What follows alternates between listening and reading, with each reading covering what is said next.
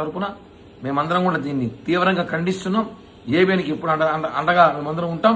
ఒకటే చెప్తున్నాం చివరిగా, పెద్ద పేటీఎంలు చిల్లర పనులు మాను. నీ కొడుకులు పెద్దోళ్ళైతే మడిచి నీ గుత్తలో పెట్టుకో, నా దగ్గర కాదు.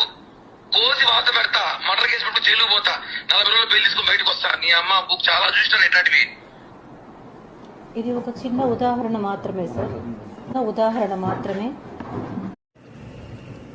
ఈ మొండ మాట్లాడుతుంది, ఇది మొండ ఆడదో అర్థం కాదు.